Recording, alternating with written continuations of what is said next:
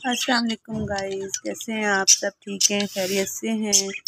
देखें जी, आज धूप निकली थी, हमने अपने तोतों को बाहर निकाला है। वो देखो कैसे खेल रहे हैं, खुश हो रहे हैं धूप पे ना। उनके बच्चे भी माशाल्लाह कुछ बड़े हो गए हैं। और देखें, मिया मिट्ठू, मिया मिट्ठू, मिया मिट्ठू, कितने प्यारे बच्चे हैं। ये देखिए कितने प्यारे बच्चे हैं।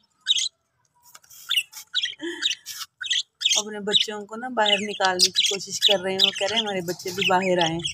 उनको बुला रहे हैं, बाहर बच्चे देख रहे हैं कि हम किधर से निकलें। अभी वो ना छोटे हैं, 2 तो कुछ बड़े हैं, लेकिन एक जो है ना वो बहुत ही छोटा है बच्चा ना। ये देखिए आपस में ये कैसे आपस में झगड़ा कर रहे हैं। मिया मिट्ठू, आप बताएं, आपको कोई मसलन के जानवर पालना पसंद है? घर में मुर्गियाँ, तोते, कुछ भी। मेरे बेटे को बहुत पसंद है। अभी इसने इसको बाहर निकाला है। अभी इसका ना दाना पानी चेंज करना है। हमने देखा ना पानी भी कितना गंदा हो रहा है और दाना भी डब्बियों में ख़त्म हो चुका है।